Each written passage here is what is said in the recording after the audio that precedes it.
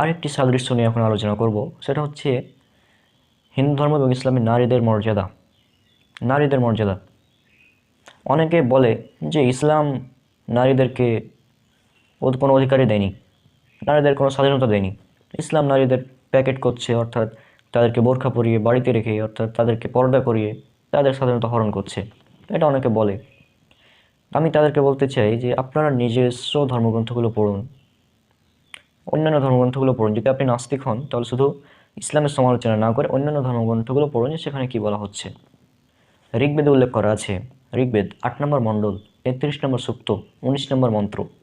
এখানে বলা হয়েছে, নারীদেরকে বলা হচ্ছে যে তোমরা তোমাদের ঊর্ধ্বদেশ এবং অধোদেশ নিরীক্ষণ করো, অর্থাৎ ঊর্ধ্বদেশ এবং অধোদেশ সম্পূর্ণ শরীর তোমরা ঢেকে রাখো, কারণ তোমরা নারী হয়েছে, অর্থাৎ ব্রহ্মা তোমাদেরকে নারী করে সৃষ্টি করেছেন। তোমরা দৃষ্টি নিচু করো এবং তোমরা তোমাদের সম্পূর্ণ শরীর ঢেকে রাখো, এটা বলা হচ্ছে। এছাড়াও বাইবেলে উল্লেখ করা আছে, বাইবেল নিউ টেস্টামেন্টের 1 করিন্থী এটার 11 নম্বর অধ্যায়ের 5, 6, 7, 8 এই শ্লোকগুলো যদি পড়েন, এই আয়াতগুলো যদি পড়েন, তো সেখানে বলা হচ্ছে যে যে নারী মাথায় কাপড় দেয় না সে তার চুল কেটে ফেলুক। অর্থাৎ নারীরা যদি মাথায় কাপড় না দেয় তাহলে তার চুল কেটে ফেলার কথা বলা হচ্ছে। আর ইসলাম নারীদের পর্দার আগে পুরুষদের পর্দা করার কথা বলেছে। সূরা নূর যদি পড়েন, সূরা নূর সূরা নম্বর 24 আয়াত নম্বর 30, এখানে আল্লাহ বলেছেন, আর মুমিন পুরুষদেরকে বলো তারা যেন তাদের দৃষ্টি নিচু করে এবং তাদের লজ্জা স্থানকে হেফাজত করে।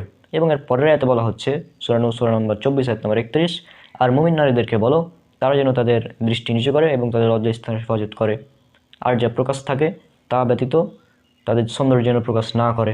অর্থাৎ আল্লাহ সুবহানাহু ওয়া তাআলা আগে পুরুষদের পর্দার কথা বলেছেন, তারপরে নারীদের পর্দার কথা বলেছেন।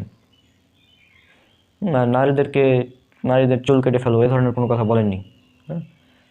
ইসলাম নারীদের মর্যাদা দেয়নি, এটা একটা ভুল কথা, ভ্রান্ত ধারণা। বরং ইসলামেই সবচেয়ে বেশি মর্যাদা রয়েছে নারীদের।